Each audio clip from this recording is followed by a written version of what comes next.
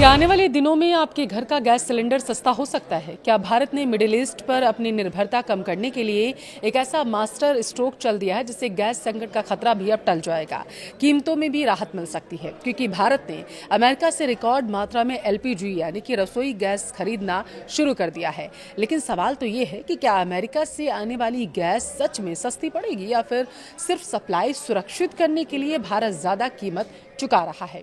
सवाल ये भी है कि क्या अमेरिका पर यकीन करना सही है भारत के लिए? आइए समझते हैं पूरी कहानी टू द पॉइंट में। नमस्कार, आपके साथ मैं Pallavi Ravindra Singh.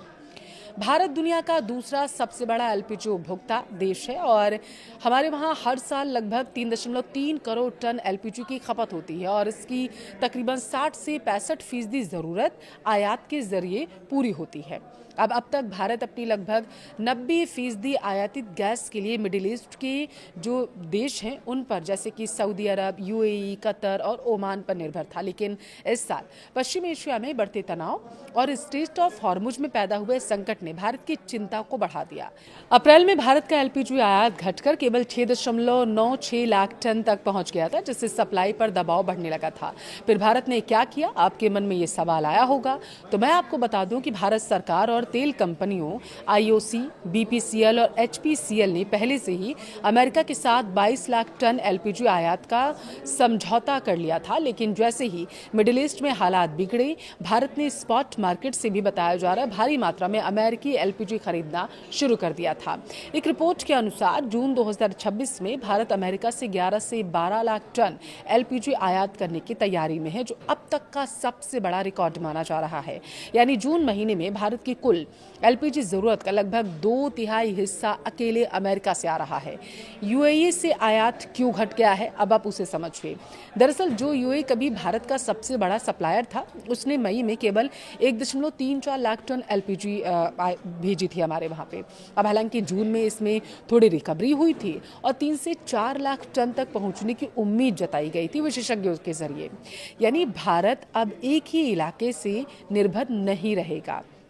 Kuwait, Iran, Algeria, Nigeria और अमेरिका जैसे विकल्पों पर भी भारत अब विचार करने लगा है।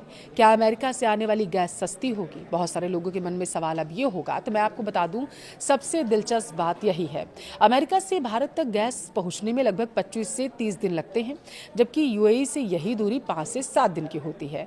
इतनी लंबी दूरी की वजह से शिपिंग कॉस्ट भी ज्यादा होगी। यानी अमेरिका से आने वाली कई रिपोर्ट्स के मुताबिक भारत ने सप्लाई बनाए रखने के लिए ऊंचे प्रीमियम पर भी गैस खरीदना शुरू कर दिया है।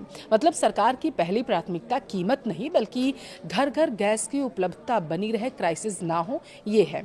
अब आपके मन में सवाल आ रहा होगा कि क्या सिलेंडर सस्ता होगा? तो इसका जवाब थोड़ा जटिल है।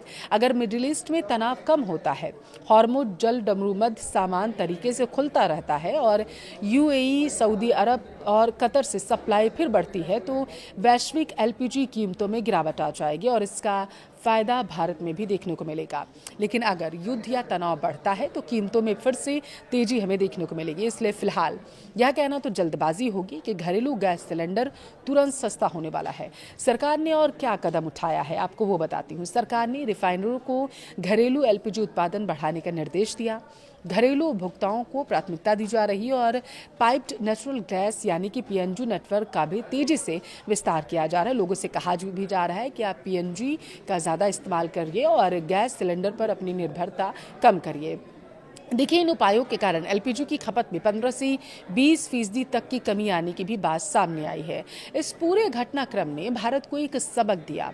अगर कोई देश अपनी ऊर्जा ज़रूरतों के लिए सिर्फ एक क्षेत्र पर निर्भर रहेगा, तो युद्ध या संकट की स्थिति में पूरी व्यवस्था प्रभावित हो सकती है।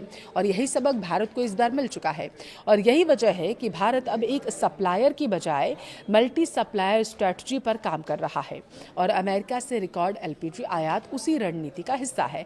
एक्सपर्ट्स का कहना है कि भारत पहले से ही अमेरिका से ऊर्जा आयात बढ़ाने की योजना बना रहा था, ताकि दोनों देशों के बीच व्यापार संतुलन जो है वो बेहतर बन सके। लेकिन मध्य पूर्व संकट ने इस प्रक्रिया को और तेज कर दिया। भारतीय रिफाइनरियों ने अमेरिका से स्पॉट मार्केट में ऊंची कीमतों पर भी एलपीजी खरीदा है। क्योंकि सरकार की प्राथमिकता देश में घरेलू गैस सिलेंडर की सप्लाई को प्रभावित होने से बचाना था। अब देखिए, दिलचस्प बात तो ये है कि भारत ने केवल आयात पर निर्भर रहने के बजाय घरेलू स्तर पर भी कदम उठाना शुरू कर दिया है। रिफाइनरों को ज्यादा एलपीजी उत्पादन के लिए कहा गया। घरेलू उपभोक्ताओं को प्राथमिकता दी गई है कि पाइप्ड गैस कनेक्शन के विस्तार को तेज किया जाए, यानी कि पीएनजी को। और इन प्रयासों के कारण एलपीजी की खपत में 15 से 20% तक की कमी भी देखने को मिली है। रिपोर्ट्स तो यही दावा कर रहे हैं। अब जून महीने में अमेरिका के अलावा यूएई से 3 से 4 लाख टन एलपीजी मिलने की उम्मीद है, जबकि कुवैत से लगभग 45,000 टन गैस की आपूर्ति हो सकती है। इसके अलावा ईरान, ओमान, कतर, अल्जीरिया और नाइजीरिया से भी सीमित मात्रा में सप्लाई जारी है। देखिए, एक्सपर्ट्स ये कह रहे हैं कि स्ट्रेट ऑफ हॉर्मुज के आंशिक रूप से खुलने के बाद आने वाले महीनों में मध्य पूर्व से एलपीजी सप्लाई फिर से सामान्य हो सकती है और इससे अंतर्राष्ट्रीय बाजार में एलपीजी की कीमतों पर दबाव कम होगा और भारत को सस्ती गैस मिलने की संभावना बढ़ेगी। फिलहाल अमेरिका भारत के लिए सबसे बड़ा एलपीजी सप्लायर बनकर उभरा है और यह बदलाव भारत की ऊर्जा रणनीति में एक महत्वपूर्ण मोड़ बनकर सामने आ चुका है। तो कुल मिलाकर अच्छी खबर तो ये है कि फिलहाल देश में गैस संकट का खतरा काफी हद तक टल गया है। लेकिन क्या इसका फायदा आम आदमी को सस्ते सिलेंडर के रूप में मिलेगा? ये आने वाले कुछ हफ्तों या महीनों में अंतर्राष्ट्रीय हालात और कच्चे तेल और एलपीजी की कीमतों पर निर्भर करेगा। आपके शहर में अभी घरेलू गैस सिलेंडर कितने रुपए में मिल रहा है? कमेंट करके जरूर बताएं।